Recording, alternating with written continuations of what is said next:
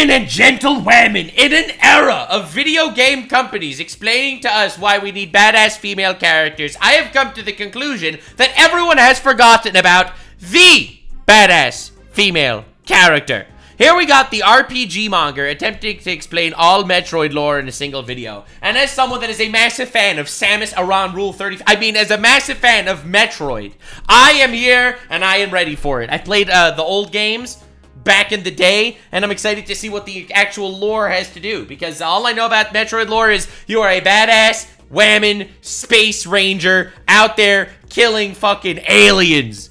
And also there's bird people at some point. So I'm excited to see what we got. All right, let's go. I guess there are strong female characters in gaming, it turns out. And you don't need to butcher modern games for the sake of some sort of agenda when this actually existed. But hey, that's just a theory. A game theory. All right, let's go. Oh god, the music is so nostalgic! Oh my god! I don't know if this is going to include the lore of Metroid Prime also, so maybe we'll do that later. 10,000 likes, and we will.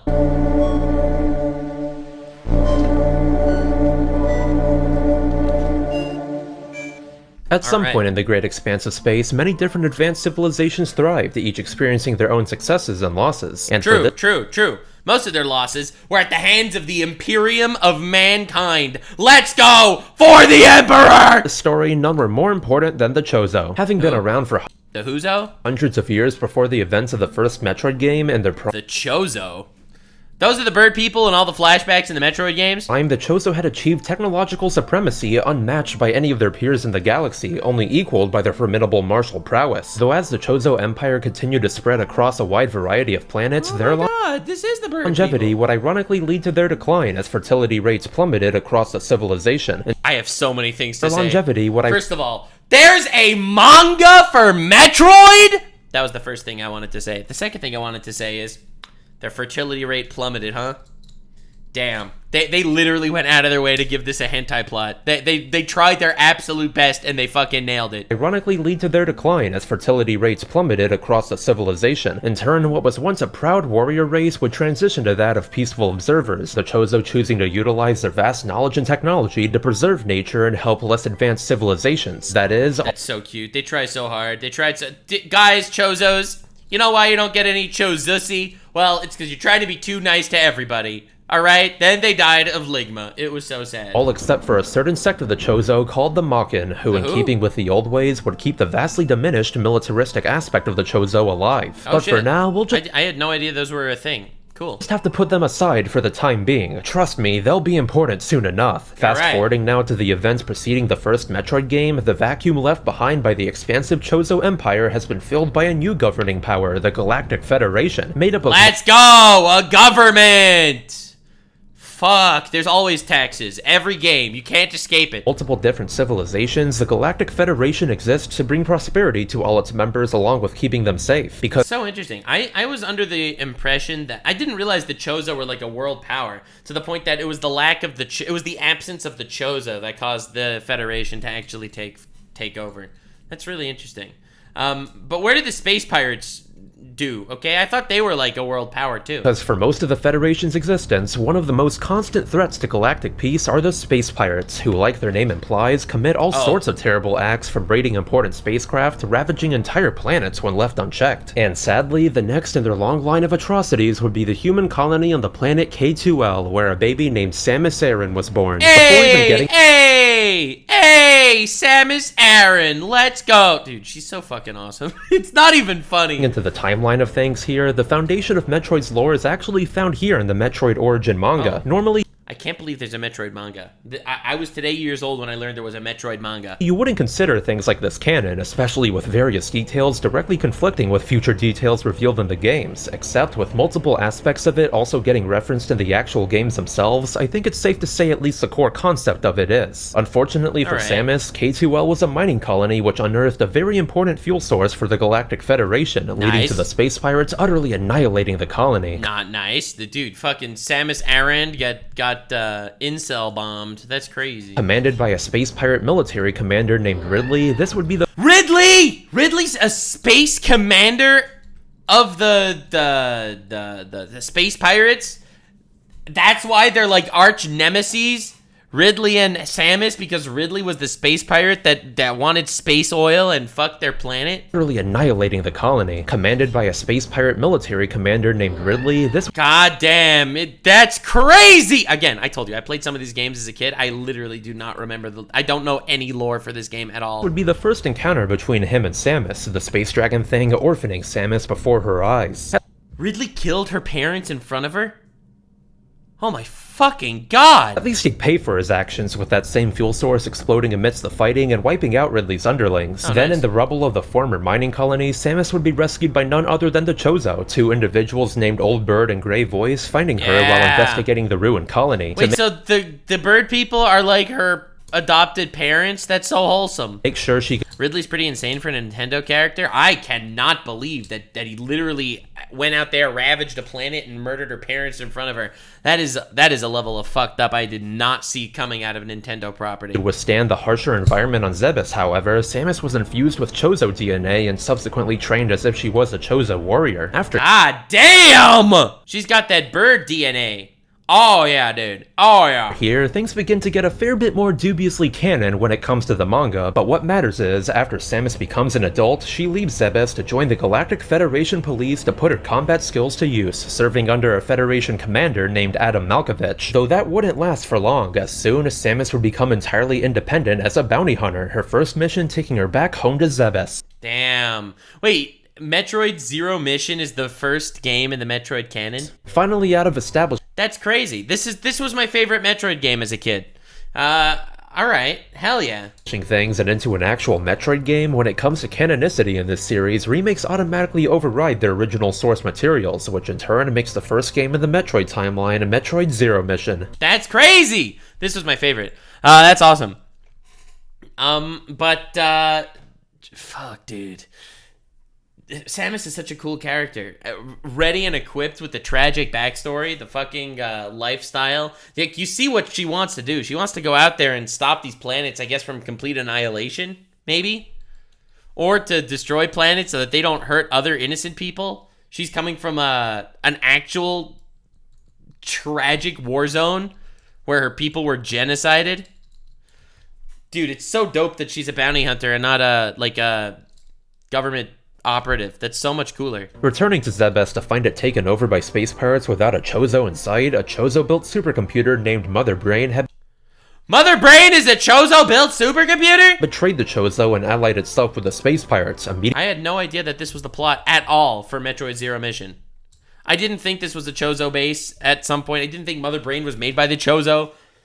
I didn't even realize the space pirates took over. Immediately becoming a leader among them. While at this point, if you look back to the Metroid manga, there's a couple glaring contradictions to future Metroid lore. The manga actually does give some insight into Mother Brain's disposition and why she decided to betray her creators. Essentially, over time, as Mother Brain managed the Chozo civilization on Zebes, she began to develop a superiority complex over all those around her, the AI believing that if she unites the galaxy through violence, she could then rebuild galactic civilizations in a way she deems as worthy of existing. And Classic AI. Classic AI trying to take over the world for their own fucking plans. Oh yes, I will destroy everything in order to for peace. Stated in the original Metroid manual, it was all Mother Brain's idea to bring Metroids into the equation. On that note, let's back up a bit here. I'll save you all from the full explanation since it'd be better to do that when I reach the game that has it, so for brevity's sake, on an uncharted planet named SR-388, there exists these little creatures called Metroids who have God damn, 3 balls. The ability to kill practically anything by absorbing its life energy. In the effort of studying them, I always wondered why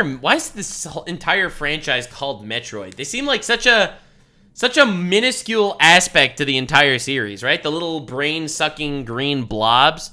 Like, dude, little soul-sucking fleshlights that float around. Like, they really don't seem even remotely important compared to the space pirates and the galactic war that's going on. After some planet surveyors lost their lives to them, the Federation managed to acquire some. Only to their dismay, the space pirates would raid the vessel containing them, explaining how Mother Brain even had Metroids in the first place. Interestingly, since Metroids can't reproduce normally outside of SR-388, the space pirates found out that bombarding them with beta radiation causes them to grow and multiply. Oh, that's not good at all. Oh, they're using them as bioweapons. That's fucked up. Giving the pirates an infinite source of Metroids. Oh, that's horrible. That's horrible. They can't be controlled. They'll just launch them into enemy lines and give it beta radiation, have it grow and start eating everyone else? Oh my god! As long as they had at least one. That's about it when it comes to Mother Brain and Metroids for now though. Going into Samus's systematic destruction of the space pirates on Zebes, Ridley cheats death for the first time, the manga elaborating that in order to recover from the explosion on K2L, he'd eaten the remains of human colonists who died. It's not a Nux stream if there's no vor. Including Samus's parents. Oh my god! You don't know. Maybe I even ate your mama so that my cells can live. Is she here or here? At least pay your respects. Oh my fucking god. Dude, Ridley's a menace. Ridley's a demon. Bro, this is awful. God. Oh, even for Metroid standards, it's pretty dark. That's Further dark to as Zero shit. Mission, the remake added a very significant area to Zebes called Chozodia, which from appearances looks like where most of the Chozo settlement on Zebes was, along with where Samus was raised by Oldbird. In fact, there's even a remnant of the Chozo's old warrior culture with the Ruins test, this trial bestowing Samus with a gravity suit, space jump, and plasma. Dude, you see what I'm talking about here? Beam. Bro, this is peak gaming. This is peak gaming. Can you explain to me why modern gaming needs to turn everything ugly? It's like, oh yes, yeah, we're actually introducing strong female characters, and then they'll show you like these insane art pieces that are borderline not art pieces.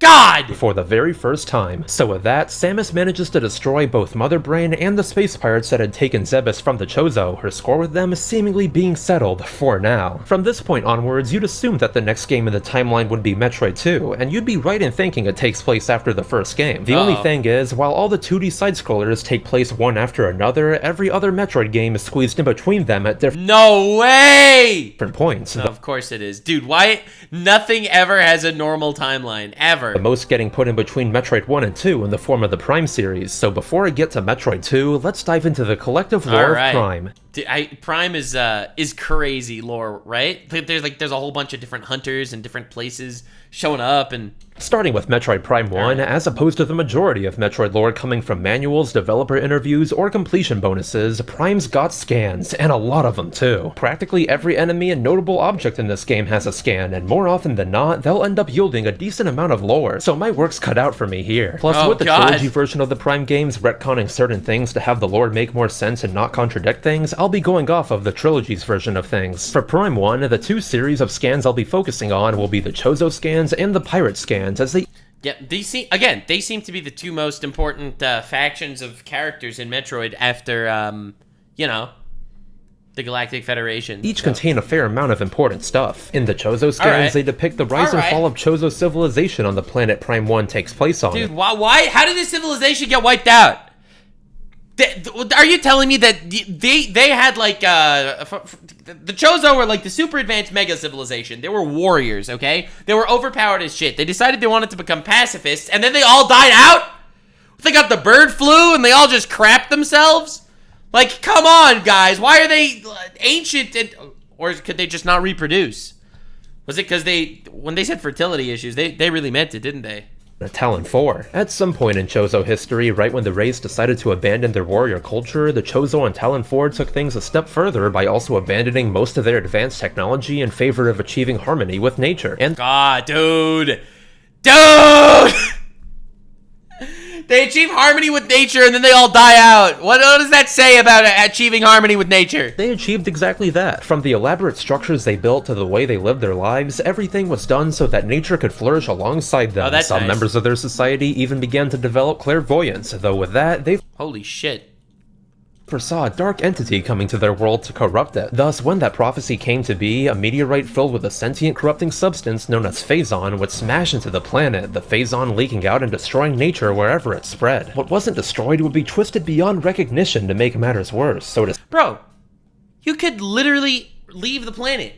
Guys, you do not need to stay on this planet. You could leave, guys. Save what was left of their once pristine paradise, the Phazon meteorite would be sealed away. It at least put a stop to the spread of Phazon, but the threat still remained, what uncorrupted Chozo that were left deciding to leave the planet behind in the hopes that someone more capable would arrive one day to destroy the Phazon for good. That's nice. They literally got killed by space AIDS.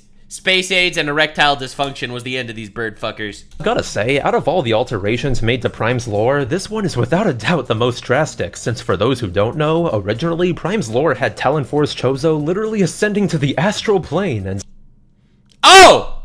That's different! somehow knowing about Samus, despite them clearly being entirely separate to the ones on Zebes who raised her. Then, onto the space pirate side of things, their lore in this game isn't as important compared to that of the Chozo, but it does shed light on some interesting things. The numerous entries focusing on how Samus is utterly ripping them a new one aside, Ho ho ho! That is so awesome. Samus is out there being a bounty hunter, doing bounty hunter shit, but also taking every opportunity she possibly can to just absolutely dunk on space pirates. That's hilarious. Bro, she's just out there annihilating space pirate fleets just on her off days while she's doing her actual, job. Prime 1 shows that even after their defeat on Zebes, 3 research vessels containing Metroids managed to escape, one of them transporting Metroids to the space pirate settlement on Talon 4, along with also taking an extra crispy Ridley and cybernetically enhancing him. And with Ridley's entry There he is, Cyber Ridley. in particular, there's an interesting detail that's easy to miss. Apparently, the decision to reconstruct him was ordered by a command of some sort. This could mean one of two things. Either this soon after Mother Brain's defeat, they've already reconstructed her and she's back in charge with the space pirates, or even higher up than her, the space pirates have some sort of mysterious leader or leaders. Personally, I'm inclined to believe the latter. Anyways, on Talon Okay, alright, interesting. 4, this would be the first instance of Metroids mutating to adapt to their new environment, the subsequently named Talon Metroids getting augmented further with Phazon to become even more formidable. Which leads me to the topic of Dude, I fucking hate Metroids. They're so annoying. Metroid Prime. Probably one of the most unexplained aspects of Metroid lore. How is it that a Metroid got to the Phazon core inside of the meteorite despite the Chozo successfully sealing the whole thing away? After all, Metroids have only existed on SR-388 for a short period of time, all things considered, and they didn't exist anywhere else until the space pirates began to utilize them. The Talon 4 Chozo absolutely couldn't have had them either, since they seem to be separate from others of their race. Well, I guess that's just a mystery, a space mystery. If I know anything about Metroid, it's that the Metroids are fucking everywhere. They could get everywhere. Can't they go through walls? Like, if they could go through walls, and it doesn't matter if you seal the exit. Like, God, I hate them. They're so annoying! And left the planet long ago, too. Maybe the meteorite already had Metroid Prime when it got there. There is some credence to this interpretation, as later at the end of Metroid True. Maybe it came on the meteor. Who knows? Prime 3, the source of all the Phazon meteors, or Leviathans, did have evidence of other Metroid Primes developing from the Metroids that are heavily mutating. Though once again, that interpretation majorly conflicts with the timeline because the only way the Metroids could have gotten there in the first place was through the space pirates. Thus, the only real interpretation that works is a bit of a stretch, but it absolutely makes the most sense to me. You see, in Prime 3, there's a new Metroid variant called Phazon Metroids who do— Oh, shit. The Metroids are even more annoying because they adapt to shit.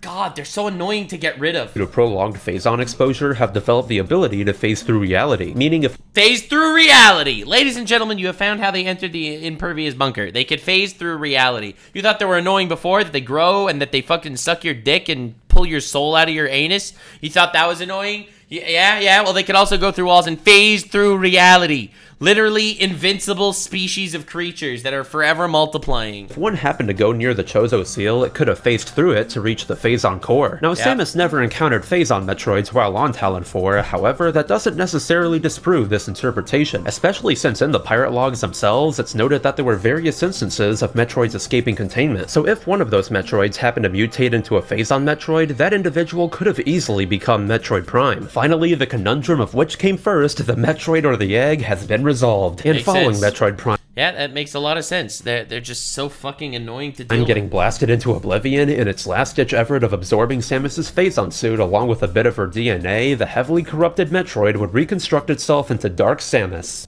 Normally you'd Dark Samus?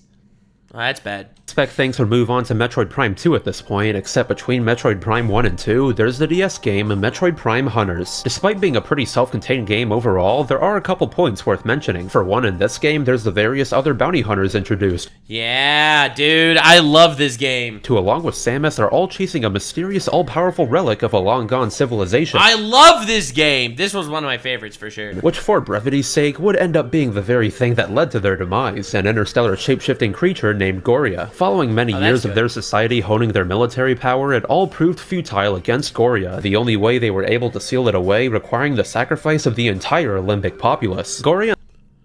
Holy shit. Have to sacrifice everyone for this undying god? And the long-gone Olympic Empire, as important as they seem, aren't what's really important here, however, as it's the hunters themselves that I'd recommend keeping in mind for now. Right, doesn't Silex, isn't he just recently announced for the next Metroid what's game? really important here, however, as it's the hunters themselves.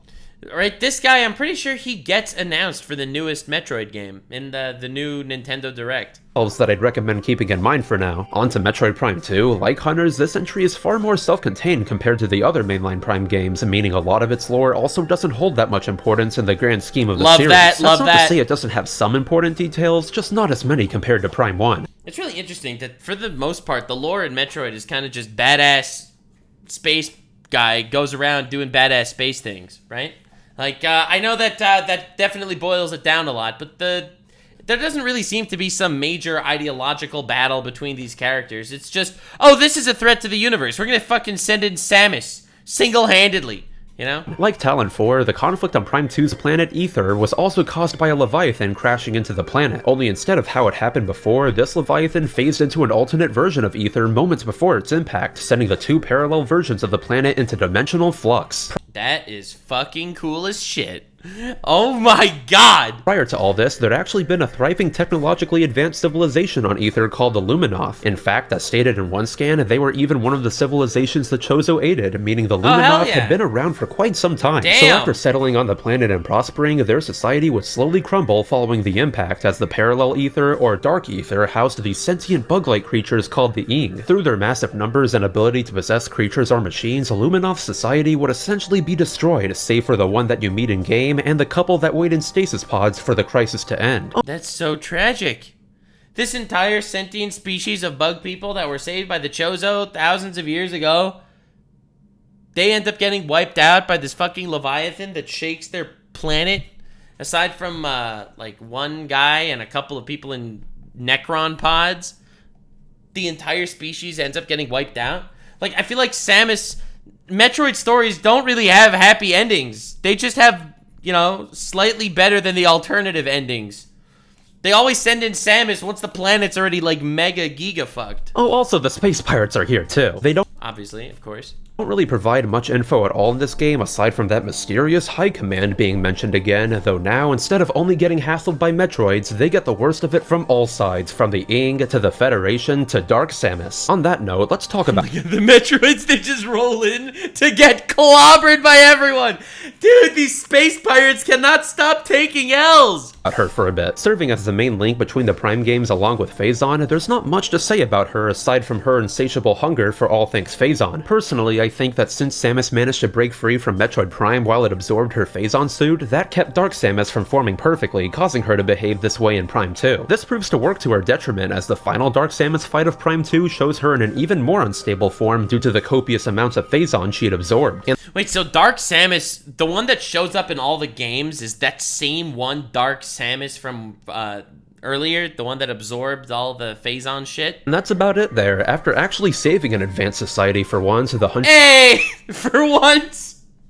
Usually she ends up walking away destroying the planet. This is just for once. Finally saved somebody. 100% completion cutscene of this game reveals that Dark Samus persisted once again, setting the stage for Metroid Prime. That's the annoying part about specifically Metroids. You can't get rid of them! Of course, she's reforming in the abscess of space. Bro, perfect cars couldn't get away with this shit. Prime 3. Naturally, with this game taking place across multiple planets, there's a lot of lore to be had in Prime 3, so to start off, let's talk about the Federation. Still to this day, probably the most we've seen of the Federation and how its military operates, one of the most important pieces of information are that on Aurora units. Basically, much like another certain AI, Aurora units are massive mechanical brains which manage many aspects of the Galactic Federation. God, what? Does no one ever learn from these mistakes? It's like, oh, we're gonna have massive AI biochemical brains decide on what's right and wrong. Oh my god, dude, that's not gonna work. Hell, one of them even managed to devise a way to terraform an entire planet. Strangely enough, there's even a couple cut logs in the game's data which delve into them a bit further. This isn't something new, as there's a variety of unused logs in the Prime games, many of them warranted as they conflict with other information in the games, but since these don't really do that, I figured they're worth a mention. In one unused log, it details that Aurora units are only a recent development by the Federation, having been invented a mere 20 years ago. I wonder if they were inspired by Mother Brain, you know, the Chozo brain thing on the planet Zebes or whatever. I wonder if that was the idea. What's with civilizations in this universe outsourcing leadership to giant jar brains?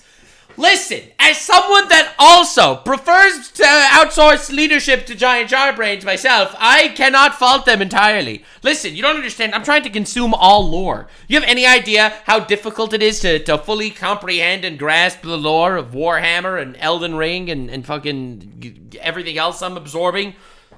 I need a jar brain! Stat!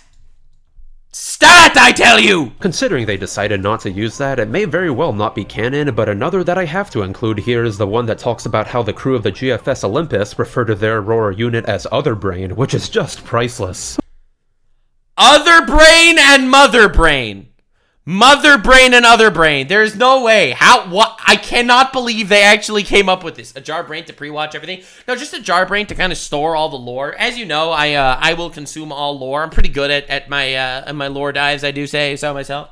I try my best to retain it by overanalyzing all this shit. It helps me remember it and become one with the lore, as they say. But bro, Mother Brain and Other Brain? Who knows? Considering the similarities between them, maybe the Aurora units were even modeled after the Chozo's advanced Probably. This is classic government. Steal shit from successful people and make it ours. Isn't that exactly what they do? AI technology that led to the creation of Mother Brain. Wouldn't be the first time the Federation took Chozo technology and replicated it, and outside of those, logs also explain how in the effort to aid the recovering Luminov civilization, Phazon was discovered in what remained of the space pirate station on Ether. In an effort to keep up in the endless arms race between the pirates and the Federation, this acquisition would eventually become integrated into the Phazon weapon system that corrupts the other bounty hunters in Prime 3, along with slowly corrupting Samus herself. Then wait, Samus ends up getting corrupted in Prime 3?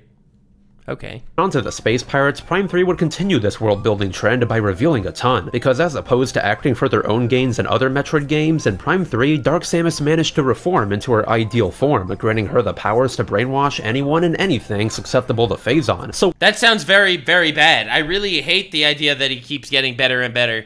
Why is Dark Samus continuously evolving and getting stronger every time? Why don't they get rid of it? You know the answer? Because Metroids are fucking invincible. It's annoying as shit. This entire species is like cringe. Filthy Xenos. God! Someone needs to give them a taste of the Emperor, if you know what I'm saying. While the space pirates in this game mostly just do her bidding of protecting Leviathans after they impact the planet and begin spreading Phazon, the most important thing here is undoubtedly their homeworld. Or is that Holy Terra? Well, one of them to be precise. What? One of the space pirate homeworlds. Damn! Since in their endless thievery across the galaxy, once they take complete control over a world, they never refer to it as stolen again. The pirates who live on said Based as fuck. Based as fuck. Is this a stolen world? No, it's our world. But was it ever someone else's? Yes, but then we made it our world. They call all of their stolen planets their homeworlds. Tortuga. Dude, that's fucking awesome. Worlds even changing their heritage to match that of the world. They change their heritage to make it like they always had it? I don't know, once you steal it, it's yours, so that's just basic. Be seen in the past when the space pirates who took over Zebes referred to themselves as Zebesians. In fact, along with the previous pirate entries that give a glimpse into how brutal their societal structure can be, one unused log explains how certain clans of pirates will go so far to bankrupt themselves in the pursuit of building especially powerful Marauder-class ships, because if they manage to make one, it'll practically ensure that they'll skyrocket to the top of pirate hierarchy. That's crazy! They will do everything in their power to just become the peak space pirates so they can steal shit more successfully and be respected by everyone else. Oh, and I can't forget to mention the Chozo, as unlike Prime 2, Prime 3 delves a bit more into their past. Though before that, I'd like to talk about another fallen empire, that of the Reptilicus Umbrio, whose lore is kind of wild. At one point in time, like all of Metroid's fallen empires, they experienced unending prosperity along with many scientific achievements. It's so sad. It's sad to think that Metroid really, I guess, it really takes the sci-fi concept to the next level. The idea that you know, generations and world powers are gonna come and go, are gonna come and die out. In a world of endless time, in an endless universe, with thousands and thousands of years spanning between civilizations, it makes sense that even super civilizations will eventually go extinct. So it's so interesting to see how many of these super civilizations that by any of our metrics, they're overpowered as shit, they still eventually died out. Like, that's just really good world building. Except instead of some cosmic horror bringing the civilization to its knees, it ended up being their own. Like the Luminoth and the as of yet unseen Yla, the Reptilicus sent vessels out into space right at a time when the Chozo still had a strong but peaceful presence in the galaxy, the Chozo helping their new neighbors out like they'd helped many before. Nice, so why did they get wiped out?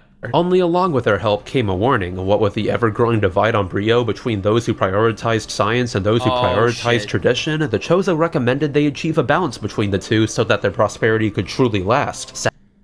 Damn! Damn! They didn't follow the Chozo's warnings. They became greedy.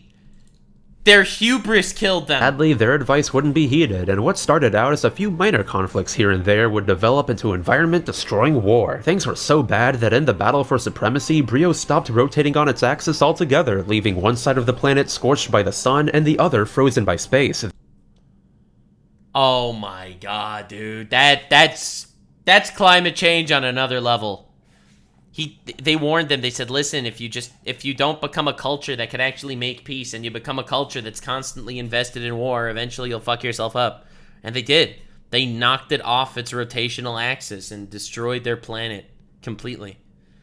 Dude, that's dark as shit. It's like a grim reminder of, like, you know, here we are, here on planet Earth, having our good times, wars everywhere. The only habitable land left being a small strip of land between the two extremes. Oh my god! Dude, look at the world building of this planet! That is such an iconic idea! This is Punk Hazard on crack. Realizing their error far too late, the remaining Lords of Science created various decontamination technologies to save what remaining habitable land was left, which did end up working. Only problem was, in doing so, the primal Reptilicus were alerted to their presence, reigniting the war and resulting in all but one of the Science Lords dying. Then, as the last Science Lord retreated, tirelessly working on a device to stop an oncoming calamity foretold by a primal prophetess he'd found, the primals devolved into near-wild animals as they began to fight each other in the absence of a common enemy. There's no— That's crazy. This was a once great species, a once great race, slowly but surely devolving as they've just become an endless cacophony of violence. No happy ending here either, since with an accident exposing its hiding place, the primals hunted the last Science Lord down too. Oh my god, that's so messed up! Phazon brought via Leviathan years later, only further corrupting the Reptilicus into the mindless enemies you encounter on Brio. That's tragic! The mindless enemies of this video game are people with such a rich history and lore, and they've become just these wild, vicious creatures for you to just clear out like they're mobs. That's so sad. But this is what war does to you. That's war. If anything, their main impact now is the Federation-wide adoption of Fuel Gel, replacing the Aflorite mined on K2L. It's pretty dark stuff, only equaled by the depressing lore of the Chozo settlement on Elysia. Unlike normal Chozo lore, this time things aren't even depressing due to the Chozo. Instead, what's depressing is the eventual fate of their creations. Let's rewind a bit. Nearly 1,500 years ago, the Chozo came to Elysia to establish a research-focused colony that looked out at the stars to study the universe around them. In the effort of doing so and decreasing the amount of work that went into maintaining such an elaborate floating settlement, the Chozo created sentient robots to aid them in their— It's always the sentient robots! You can't escape the sentient robots! The only sentient robot I want is one that fucking, I don't know, does, you know. There's only one sentient robot that I want. After 400 years of study, the research stations discovered many things, and nothing more spectacular than a seemingly living planet that was found immeasurably far away. Though unfortunately, when it came time for the Chozo to leave, they never managed to find out more about this mysterious cosmic entity, the robots being left behind by their creators to continue their search along with keeping the settlement running for any future seekers of knowledge. That's insane! So the Chozo end up getting basically wiped out, okay? And their robots are these sentient creatures that have been commanded to just search. And they are on an endless search. Their creator's gone, and they, for the rest of eternity, will be searching endlessly and fruitlessly, with their creators never around to tell them to stop because they are extinct. Oh, God. As the years went on, the robots slowly began to run out of resources, many of them resorting to hibernation in order to preserve what remained. Even more depressing is that meanwhile all this was happening, that same sect of Chozo who created them would end up being the same Chozo who'd settle on Talon 4, and we all know what they'd go through. Oh my God, that's so sad. Dude, I feel bad for AI right now, isn't that? For a brief period of time, there was hope though, as the Galactic Federation discovered the settlement and began trading supplies with the robots for the knowledge they guarded. However, this would be short-lived, as soon they'd discover that same living planet the Chozo were so curious about, only that in reality, that planet was the source of all Phazon, it hurtling No fucking shit. pieces of itself in the form of Leviathans at That's where the Leviathans came from the living planet that they've been looking at the entire time. other planets in order to Don't feel bad, Xenos like being purged. Oh, true. reproduce. Elysia would sadly be no exception to this, a Leviathan impacting the planet followed by hordes of space pirates who, while controlled by Dark Samus, would eliminate any opposition to the spread of Phazon, what remaining sentient robots left on Elysia getting wiped out in the process. God, Metroid lore is depressing. Mega depressing. No one has a happy ending. It's planets that are getting invaded by Phazon and space pirates, and then there's other planets that are where the workers there are endlessly devolving due to war and conflict tearing them apart. Dude, every single one of these planets are just AIDS. We're not even remotely done either. With Oh, all God. that covered, there's one last key figure in Metroid Prime 3, Dark Samus and the planet which Phazon comes from, Phase. Seemingly serving to execute the will of the planet in Prime 3, Dark Samus shows a lot more of her personality in this game. Pirate logs Dark Samus's personality? I thought it was just like an embodiment of the fucking Phazon Metroid thing. telling her to be as ruthless as she is cruel, any opposition getting killed on sight. It's also worth talking about Phase a fair amount because there's some things I should explain. Remember the explanation I gave for how Metroid Prime was able to form? Yeah. Well, it's essentially Yeah. proven on Phase, since with the pirates releasing vast amounts of Metroids to the planet, with a new Metroid mutation producing new Metroids on its own, Prime 3 gives you a front row seat to how a Metroid could have become Metroid Prime. Starting with a Phazon Metroid in Prime 3, Damn, it's crazy. That's why this series is called Metroid. Because Metroids are these weird biological organisms that are just so insanely able to adapt to everything. They fucking adapt to Phazon and nukes and uranium and all that shit. They become living planets. You know? Like, god damn. hopping Metroids were introduced, strange little insect-like creatures that appear to be an older, mutated stage of Phazon Metroids that sees them losing their flying abilities to a tough exoskeleton and razor-sharp legs. Then, while only alluded to, if one of these hopping Metroids absorbs enough Phazon, they can then grow into a Metroid Prime, as evident. Oh my god, every single one of... Metroid Prime, the thing that threatened an entire planet in the previous game. They're just any random-ass Metroid that mutates? They're like an actual giga threat to life in the galaxy. Evidenced by multiple Metroid Prime husks in the Genesis Chamber on Phase. Of course, you could argue this only enforces the theory that a Metroid Prime went to Talon 4 along with a Leviathan, but again, that can't be true due to other facts in the series it clashes with. That is, unless the Leviathan happened to pull some BS like the one that hit Dark Aether and somehow traveled back in time to hit Talon 4 with Metroid Prime. In fact, another lore tidbit in Prime 3 explains that once a Leviathan has impacted a planet, it'll attract a native creature to itself in order to be heavily mutated into a suitable guardian. Classic. Bro, so not only does it fucking mutate and control people and suck their cum out, but it will attract some native beast, a creature, a massive monster, and it will latch onto them like a fucking symbiote, confuse them and transform them into these giant amalgamous monsters. Oh my god. Plus, interesting. Headcanon, the Metroids are a long-lost Tyranid splinter fleet that entered the wrong galaxy. Yeah, maybe. In an unused log and a last-ditch effort, Dark Samus was planning to sacrifice Phase altogether in order to send hundreds of Leviathans out into the galaxy. I don't know. I think it's time to get rid of all the Metroids. Just fucking end them. End the bloodline! Wipe them out! Exterminatus! Stop doing these little one-off missions. Nuke them! Which, if canon, could have been seriously dire. Though anyways, with Samus defeating Dark Samus and the stolen Aurora unit she possessed, the Phazon Scourge was finally over, the main for now overarching thread of the Prime series leaving along with it. Except as seen in a brand new 100% completion cutscene, there's an entirely new plot point coming from a character most people probably forgot about. Ooh. That's right, Prime Hunters is actually relevant again with Sylux, one of Sylux! See, he's the guy in the next game. the bounty hunters from that game following Samus after the end of Prime 3. Clearly being set up as an antagonist for Metroid Prime 4, Sylux is a mostly unknown bounty hunter who for some reason hates the Federation with a burning passion, and much of his technology actually being stolen from the Federation. And outside of that, there's not— I don't know, I really like the idea that we finish with one issue and then the next one shows up. For some reason, Sylux wants to kill you. much else we know about him, which feels absolutely intentional on the dev side of things, much of it being safe. Especially when it turns out that, here, let me pull it up. Right? In the newest Metroid trailer, there he is. There he is, baby!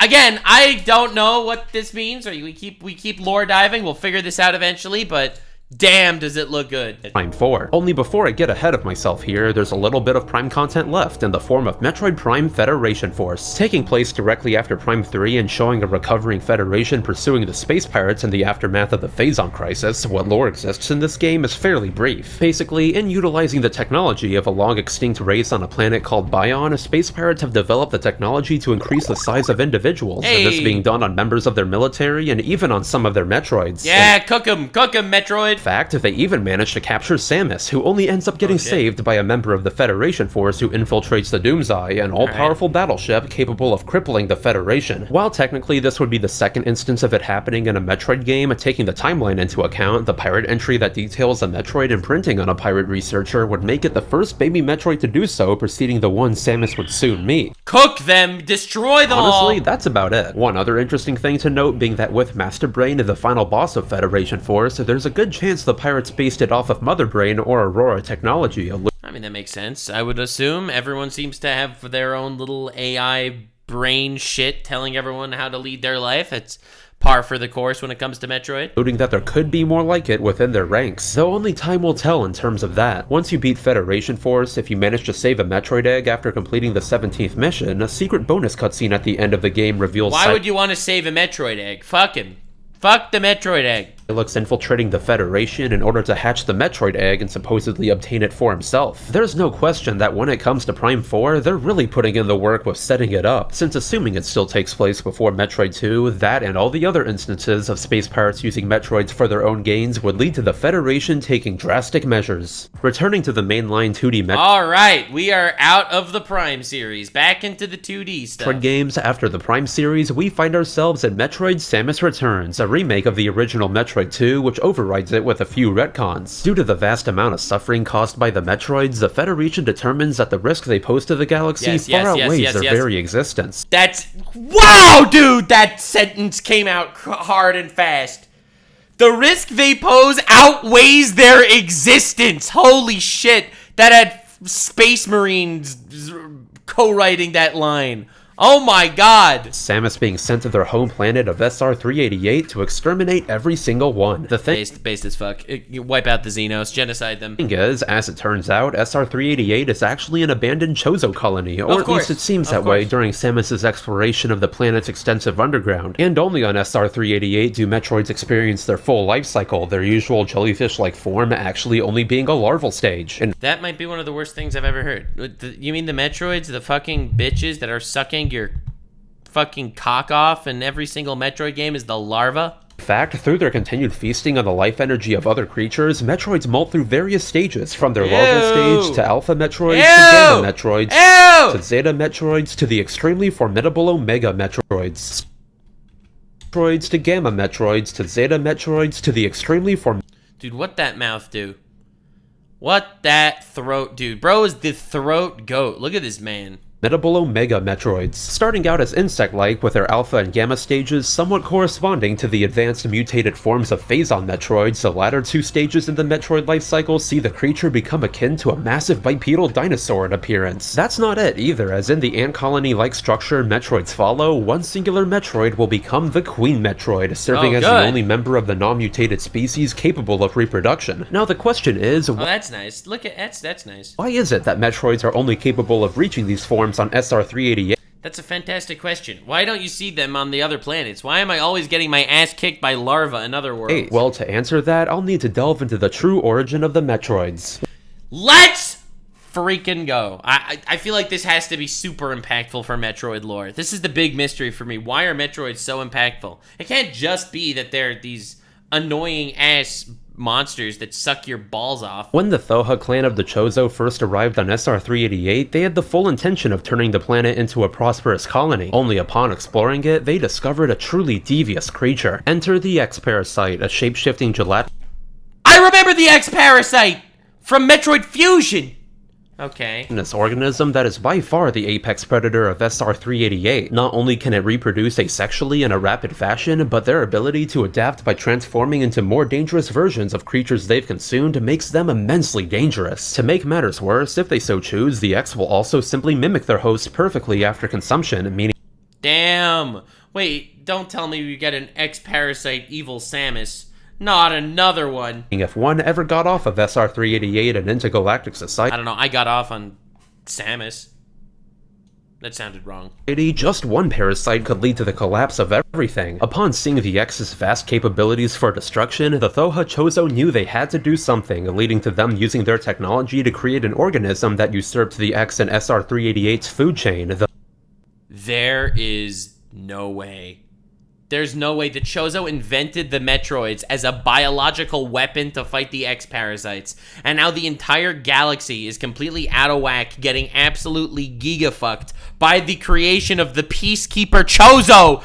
Oh my god, this is literally the worst case of fighting fire with fire. It's like there were too many rats in Australia, so they imported hundreds and thousands of cane toads, because cane toads ate rats. And then it turned out that cane toads are poisonous, and all the animal species that eat cane toads die! It's like they completely destroyed the entire biological life cycle of the galaxy. The Metroid, intentionally created in a fashion that made them docile in the presence of the Thoha, Metroids did their job perfectly by nearly eradicating the X altogether. They weren't supposed to leave the planet again, blame pirates and the Federation. I'm not blaming pirates and the Federation! You invented a super weapon!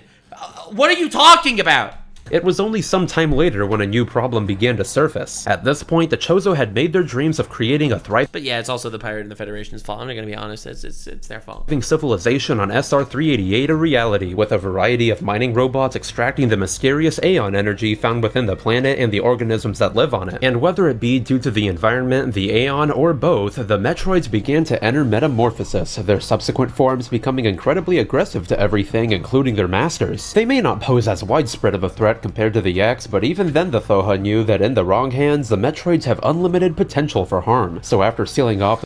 Yeah, well, I love how they're like, yes, we've noticed that they have unlimited harm potential. Well, what are we gonna do? Well, we could destroy the planet. Or... the stronger Metroids underground, the Thoha decided to enlist the help of the militaristic Makin in hopes that they too will understand the graveness of the situation. Led by a particularly ruthless Chozo named Ravenbeak, they did understand the Thoha's plight. Only whereas to the peaceful Thoha, the Metroids represented potential disaster for the galaxy, the Makin saw them as perfect killing machines capable of uniting the galaxy if utilized correctly. Oh, wait a second.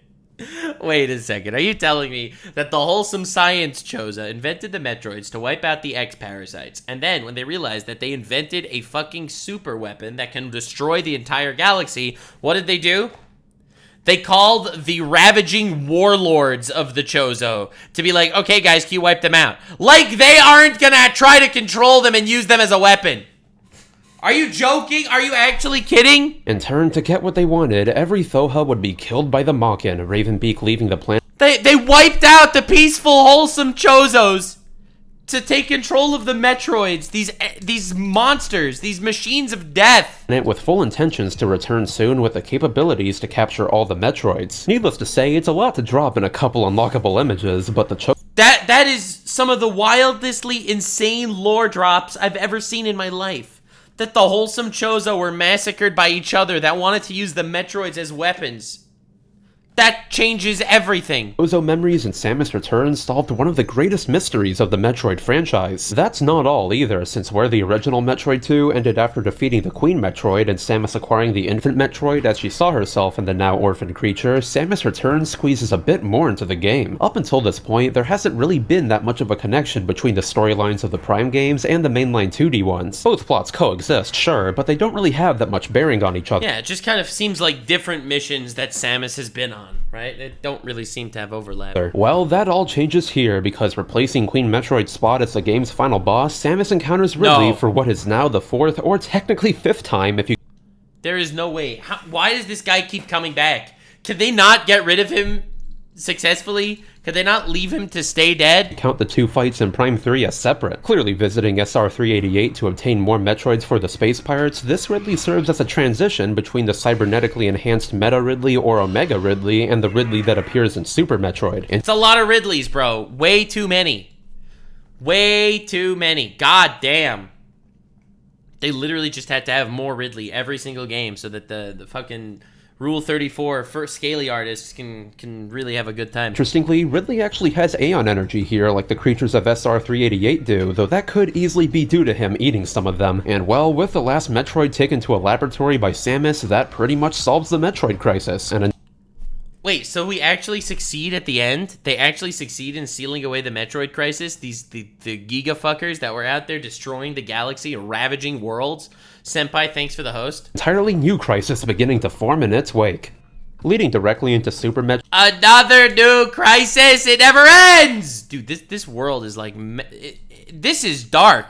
This is slightly less edgy Warhammer, but this is dark. Metroid, since Ridley probably followed Samus after she routinely blasted him, Super Metroid is much like Zero Mission in that most of the lore here comes in the form of environmental storytelling and information within the game's manuals. So first, as we're going back to Zebes with the Space Pirates they go back to Zebes? building their base there, in this game, I want to talk about the wrecked ship before anything. Without a doubt, one of the stranger areas of the game, the wrecked ship is strongly implied to be Chozo in origin. Hell, when they brought it into Zero Mission, the wrecked ship was located in a part of Chozodia. Thus, keeping that in mind, there's a pretty good chance that the God, Zero Mission was a great game. Chozo settlement on Zebes actually started from them crash landing there, the culprit of said crash landing appearing to be none other than Phantoon. Who? God, there's so many brains with eyeballs in this story. How on earth do you keep track? Why is Metroid lore so convoluted? Let me explain. When it comes to Metroid lore, the true identity of Phantoon varies depending on where you look. According to some sources, Phantoon is a ghost of the ship who's influenced by Mother Brain, is a psychic manifestation of Mother Brain herself, or is an extra-dimensional entity who feeds off of the ship's energy. While oh, well, we have a couple of options to work with. That's good. the second interpretation definitely works, I find the third one to be the most fitting, as if Phantoon had been feeding off of the ship's energy when the Chozo were still riding it through space, it could have very well cost them the crash, kickstarting their entire settlement on Zebes in the first place. Regardless, Elder God or not, Phantoon is clearly allied in some degree to the Space Pirates in Super Metroid with its depiction on the boss statue blocking access to Torian. Yeah, that makes sense. They're... God... Well, I guess even if it is somehow some sort of spirit of this ship, it is the spirit of this ship that the Space Pirates are kind of running, right? Moving on from that, it's also worth noting that next to the Space Pirates rapidly producing more Metroids by bombarding the last Metroid with copious amounts of beta waves... Dude, it's crazy. They got one Metroid. There was one Metroid left. Samus just felt bad for the little Metroid and didn't end the bloodline, and look at what you've done. No mercy for the Xenos! Burn the heretic! The seas will boil! Bro, because you left that one Metroid alive, it got kidnapped by Space Pirates, they blasted it with fucking beta energy, and now they've made this army of planet-destroying guys! They also seem to have attempted to clone their own Metroids, as evidenced by the Machtroids Samus encounters in Meridia. Now fast-forwarding to the end of the game, after Samus finally killed Ridley for real this time. Yeah, right, sure, I'm sure he never comes back. Mother Brain returns with a vengeance. Really? The pirates augmenting... Mother Brain was still around? Bro, at the end of Zero Mission, you literally self-destruct the planet that Mother Brain is on. Chozo technology in order to stand a chance against Samus. Though ironically, her blatant abuse of beta waves on the infant Metroid proved to backfire against her, as the side effect of massive growth made the infant Metroid strong enough to siphon energy from Mother Brain to save Samus. And well, that's about it. Leaving her home one final time with the animals saved, Zebes explodes, taking Mother Brain with it. Goodbye, Mother Brain and Ridley. Holy shit. Very final story. Okay, here we go. Subsequent to the massive... God, dude. bookend that is Super Metroid when it comes to a lot of Samus's arc, next in the timeline is Metroid Other M. Now, I played Other M. I played like the beginning of Other M. Aside, Other M is in a weird position when it comes to Metroid lore, since as opposed to other inconsistencies in the Metroid games that usually got fixed with remakes... Yeah, I know a lot of people were complaining about how Other M just fucks with the lore. Right, this is the Wii game. ...to re-releases, Other M has multiple glaring contradictions to previously... The baby Metroid thought Samus was his mother and imprinted on her. Okay, cool. So now that it's lulled into false false sense of security, you should kill it. Dude, I'm sorry. It's just not worth the risk. It could wipe out all life in the galaxy, dirty Xenos. Established information. For instance, the game kinda ignores the clear autonomy and functioning society the space pirates are shown to have throughout the Prime games, simply dumbing them down to feral animals that were only being controlled by Mother Brain. I guess you could excuse— What? What? Other M makes the space pirates mindless feral creatures and mobs?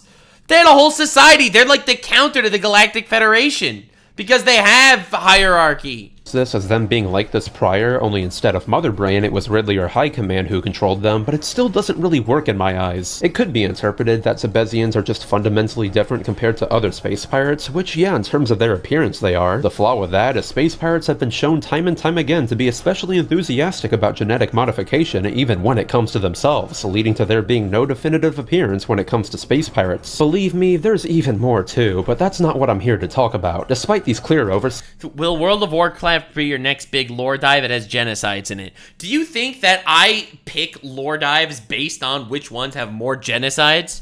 I mean, I do, but why do you think that way? Besides, Other M is still a canon game. It's just when it comes to canon here, you kinda have to pick and choose aspects that don't— When it comes to canon, shows a close-up of Samus's ass. Other M is still a canon game. It's just when it comes to canon here, you kinda have to— When it comes to canon, you have to look in the right places. You have to really make sure that you're staring at the right area. Pick and choose aspects. You have to pick and choose assets that don't conflict with the other games and disregard the rest. What's important is while uncovering the secrets of the bottle ship with the Federation platoon led by Adam Malkovich, it's shown that the Federation has secretly been developing bioweapons. Remember Ridley? I know Samus does in that funny— No, Ridley doesn't come back. Please stay dead. Please stay dead. Well, as the Federation managed to get a bit of his DNA off of Samus's suit, this game shows the strange life cycle of his species as the Ridley clone goes from a furry bird-like creature to the purple menace we all know too well. And that's not all, because in salvaging the DNA remains left on her— There's no way they take DNA of Ridley and clone him and make another one. God, get rid of him! This chicken is pissing me off! Dude, the Federation also managed to make more Metroids. Why? Why? This is why you fucking end the bloodline, bro. Why would you have to— I don't understand.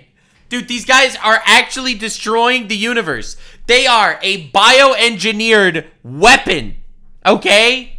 Get rid of them. This goes to show Samus needs to fix the washing machine on her ship. I wouldn't be surprised if they managed to recreate Mother Brain out of the gunk on her suit. Oh wait. Oh. No.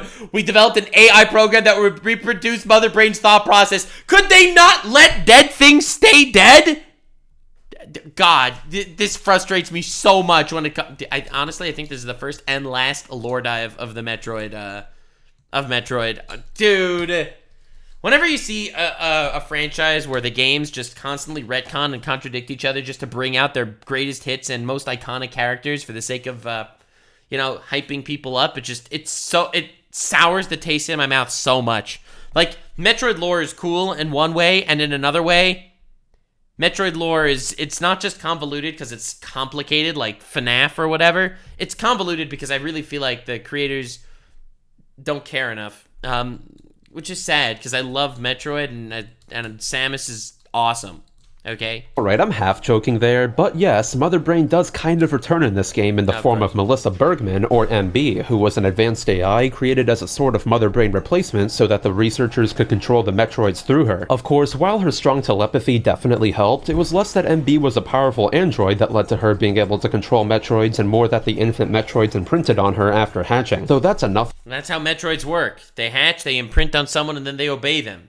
That's literally how they work. On her, since MB isn't all that important in the grand scheme of things. Who is important in Other M is Adam, who along with originally being Adam the femboy, Samus's commanding officer, as seen in the prequel manga, has long been a figure Samus looked up to in admiration. Plus, in a series of cutscenes, this game elaborates on why Samus became a bounty hunter, as she didn't agree with Adam sacrificing his brother for the greater good. Oh fuck, that's dark as shit. Adam, you utilitarianist bastard. Which makes it all the more sad for her when he meets his untimely death. Oh my god! Trust me, this'll be important for the games to come. And bro actually dies. They actually kill off Adam. Damn. And after all of that, the last notable thing in Other M is its final boss, Phantoon. Since again? See, this is exactly what I mean. Why do they have to keep revamping the same bosses again and again? You've killed them. They killed Mother Brain. They blew up the planet she was on, and somehow she's back. The game gives pretty much no explanation as to why it's here. I'll have to once again refer to other sources like the art book. Like its Super Metroid The art book. appearance, Phantoon could be here for one of two reasons. Plot. Or cash grab. Both of them working in their own way. If you go with Phantoon being created by Mother Brain's presence, then boom, there you go, it's here due to MB's residual effect. Or if you go with what I think, and that Phantoon preys upon ships, then that also explains its appearance. Honestly, who can say? Maybe it's just here for some good old-fashioned revenge.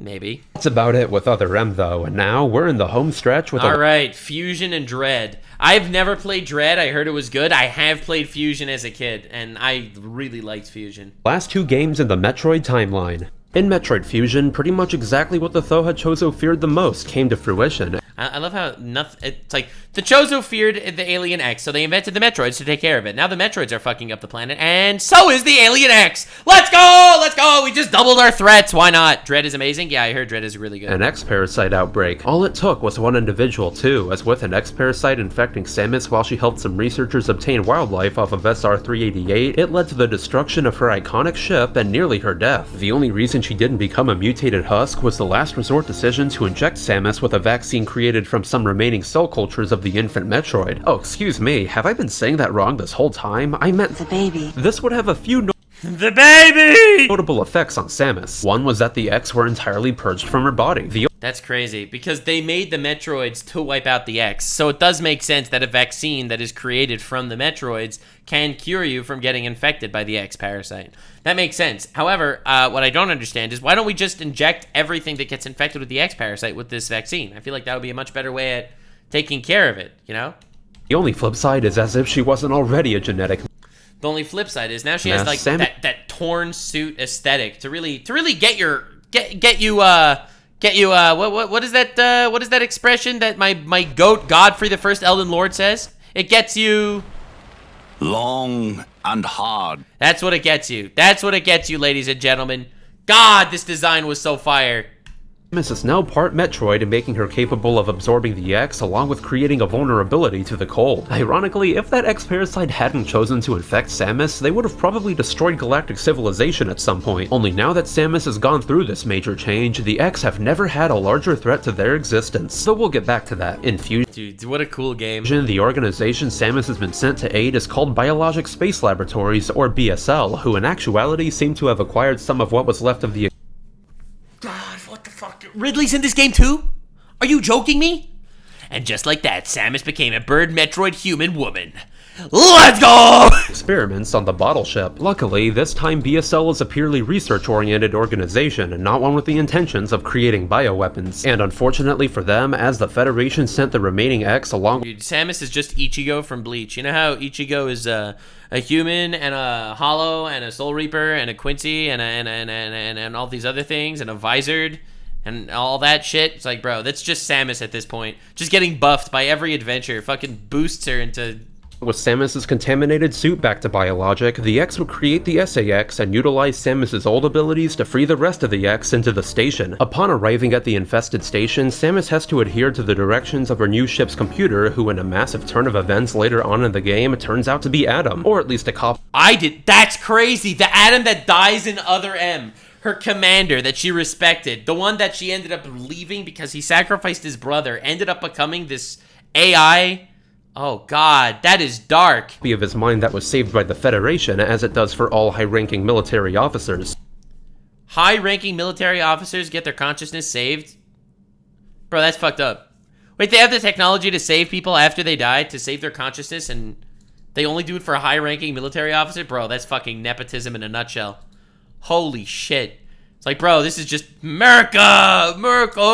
Let's go! Throughout the station, it seems BSL may not be an entirely peaceful organization either, since with them salvaging some things from the bottle ship like Nightmare and even the emaciated corpse of the Ridley clone, it Sure, the Ridley clone fights. It only gives the X more firepower against Samus. Though by far the most incriminating thing here is a secret part of the station entirely focused on breeding Metroids, the researchers even managing to make a Metroid who reaches its Omega stage in a matter of moments. Bro! Dude, why is the Federation so corrupt? Why is every government body actually just super corrupt? I don't know about you, but that sure doesn't sound like it has any peaceful applications to me. Looks like the corrupt part of the Federation shown in Other M is still going strong. However, with the subsequent destruction of the station as it was sent crashing into SR-388, both the X and the Metroids were made permanently extinct along with all life on the planet. Good. Yes, sir. Yes, sir, baby. That's what I'm talking about. Extinction. Exterminatus. Sometimes you gotta make the hard call. Sometimes you gotta make the hard call. Sometimes you gotta do a genocide. Maybe you're right. Maybe you could all recommend me different game lores based on genocides. Fuck, I'm crazy. I think the animals somehow didn't get infected. Or did they? So now in the final Metroid game, I love that because if I remember correctly, MatPat had a terrible game theory. Life on the planet. Good thing the animals somehow didn't get infected. MatPat had a crazy game theory that says that if you save the animals from the planet, then you are dooming civilization and you have to let all the animals die because they're probably infected. So you just let them die. Even though they're, they seem normal, whatever, but they might be infected. So now in the final Metroid game in the timeline, we reach Metroid Dread, the game that aside from the open plot thread setting up Prime 4, pretty much resolves most of the main Metroid story. Taking place on the Makin planet of ZDR as an unknown source lured Samus there by showing the planet had live X-Parasite specimens, let's set the stage for what's about to happen. Once again, utilizing completion-based lore like Samus Returns, we learn a fair bit about how the Makin Dude, I have to play, Dread. This looks sick. Their lives before the events of the game. Possibly being the only remnant of the Chozo's once widespread military ways, the rogue tribe made their home on ZDR, honing their military strength and using the local wildlife for bioweapons research. To be frank, not much. Oh my god, dude. Zoologists today. Today I am trying to show you how to get titty milk from a sloth. Biologists in fucking Metroid. Alright, so we are going to different planets to try to turn wildlife into bioweapons. Oh my god, these guys are crazy. Much else is known about the tribe's early history. The only other tidbits about their society that have been shown being that following tradition, members of the Makin will even hunt beasts many times their size armorless just to prove their strength or to train. What we Based as fuck. Holy shit, the Makin are awesome. do know is under the rule of Ravenbeak, Makin society was as strict as it was brutal, because to Ravenbeak, power is everything. I mean, is he wrong though? Makin leader not showing any hesitation in casting his fellow Makin aside if they dissent whatsoever. Through ranks like those, the Makin were hardened into a united military force, one that didn't always work under foul intentions either. It may be more on the obscure side, but as shown on the walls of an elevator room in Dread, the Makin have fought against the space pirates before, specifically the Zebesians. This leads me to believe that before the pirates managed to take over the planet with Mother Brain, the Makin most likely helped the Thoha and Zebes fend them off, which if anything would give a reason for Ravenbeak to be present on the planet when Samus was first brought there, though I'll go that does make sense. over all that in a Dude, they have similar DNA, right? Sheesh. bet. Jumping ahead to after they slaughtered all the Chozo and SR-388, upon returning to their home planet to prepare for Ravenbeak's plan of taking the Metroids, a lone X-Parasite man. What do you mean taking the Metroids? What do you mean a lone X-Parasite? You were supposed to extinct them. You had one job. You had one job. Why is Ravenbeak built like a Yu-Gi-Oh character? Real. Managed to stow away by mimicking Dude, Ravenbeak looks sick though. one of the Makin. Soon, much like what happened in Fusion, this would result in an unstoppable outbreak of X, the Makin paying dearly for their actions as all of their population would succumb to the parasite. They flew too close to the sun. They were trying to play with fucking biomatter and turning living creatures into bioweapons, and they all get killed by space aids. Holy shit. All except for Ravenbeak. Whether it be due to sheer strength or plain luck, the Yeah, I'm gonna go pure strength. That sounds way cooler. last Makin managed to quarantine all the X in a secure location called a Loon, the only other Chozo left on the planet being the one Thoha Ravenbeak spared, Quiet Robe. Finally, with that settled, Ravenbeak could now go back to getting the Metroids. The only problem was, and all the time it took, Is he really still on this Metroid thing? Bro, your entire race was wiped out except for you.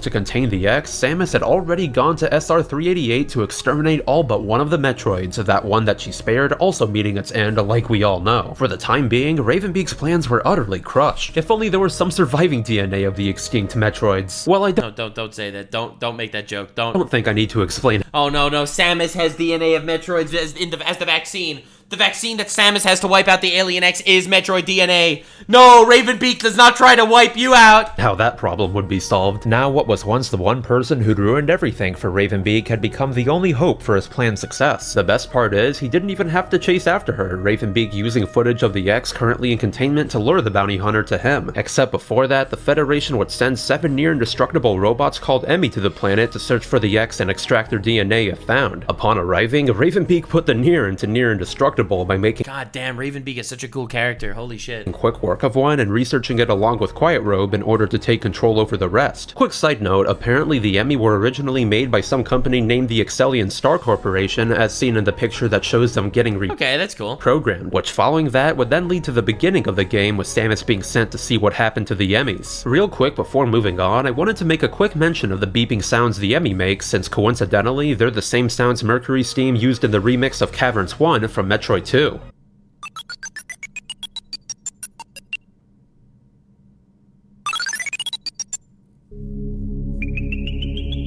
Yo, that is so cool! I love when games do this.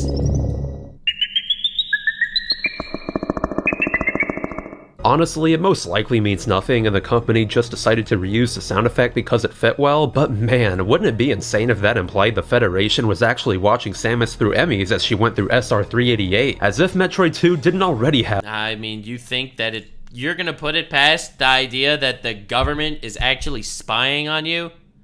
You really think that the government isn't spying on Samus?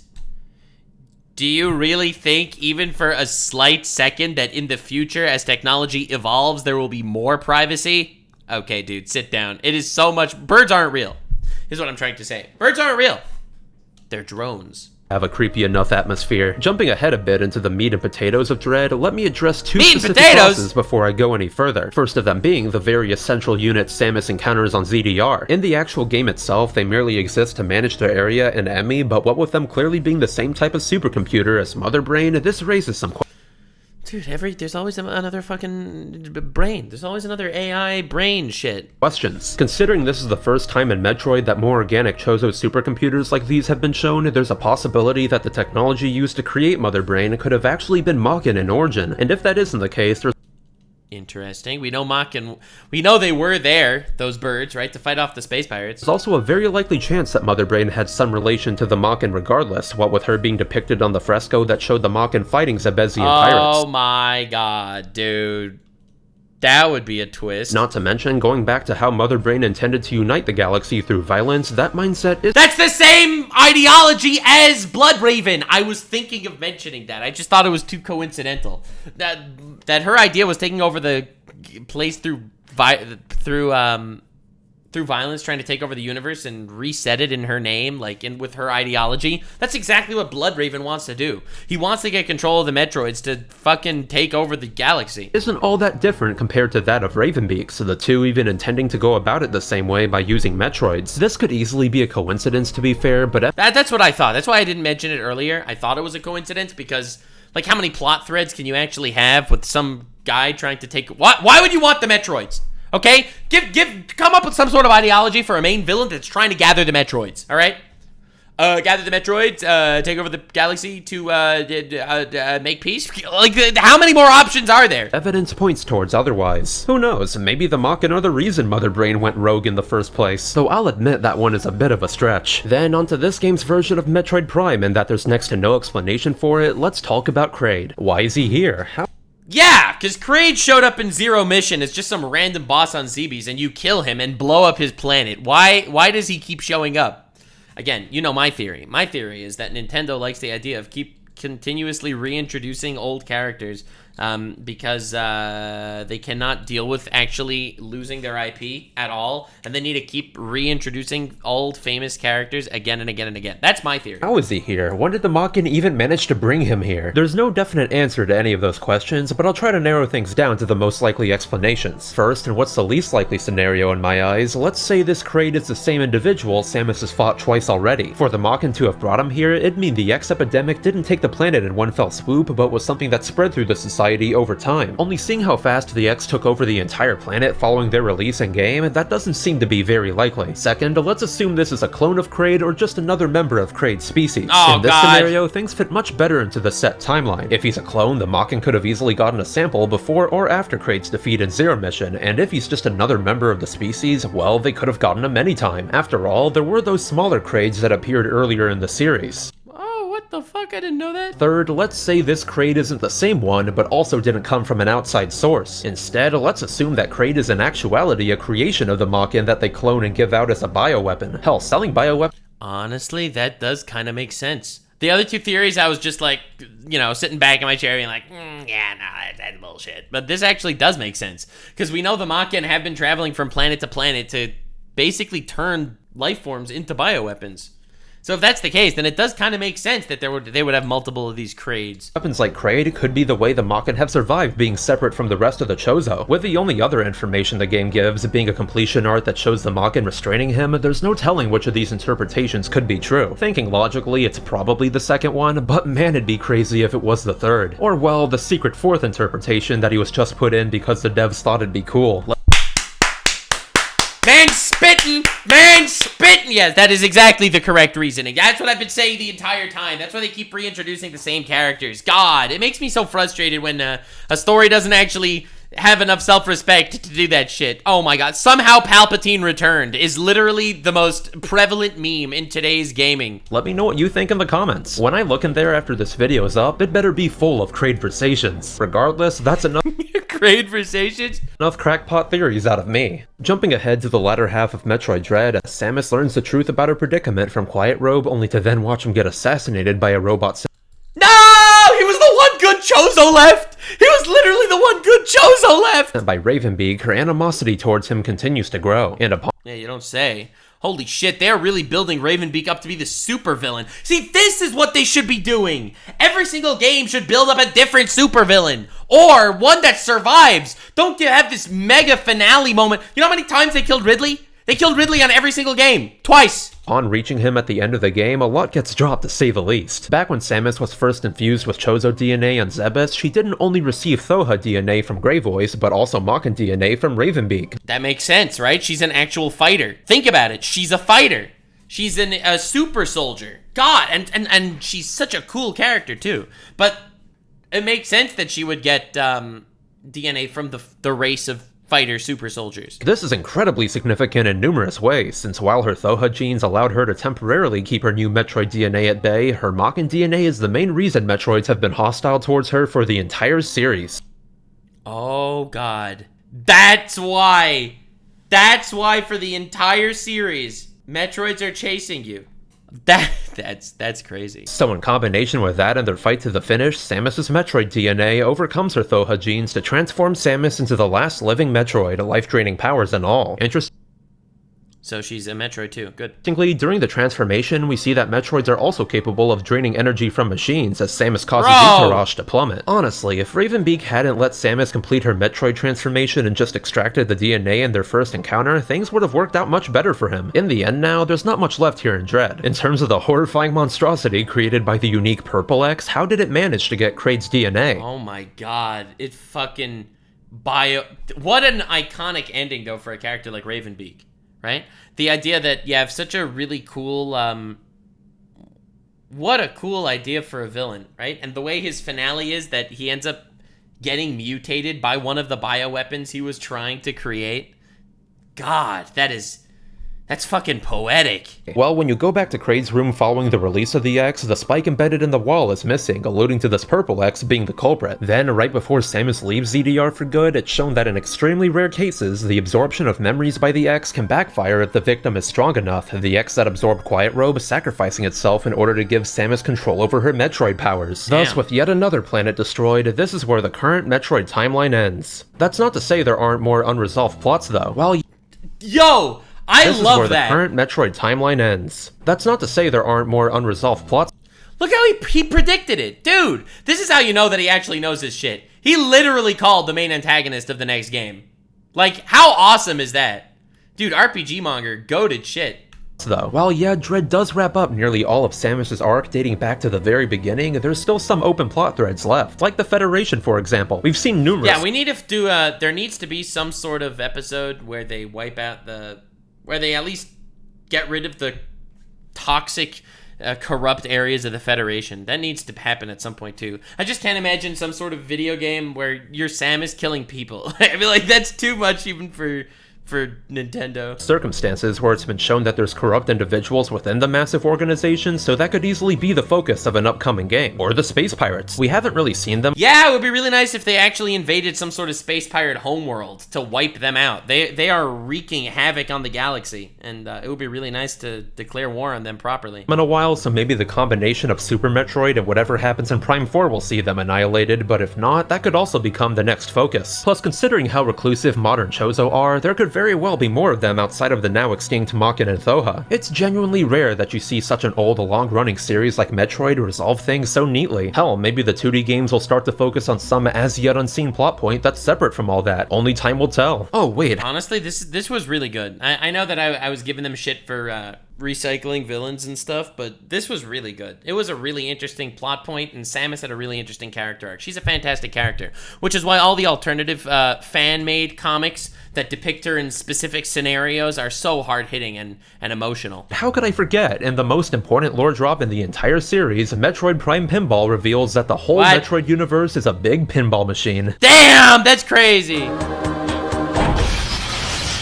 Yeah, the Ravenbeak plot was by far the coolest plot point. I like the whole Chozo idea. I don't know, maybe I will have to do some more Metroid lore dives. I'm not gonna lie, I was a little disappointed during the other M segment, but he brought me back around. I think this is good shit. Well, unless you've been following me for a bit, I bet you didn't expect me to make another video like this anytime soon.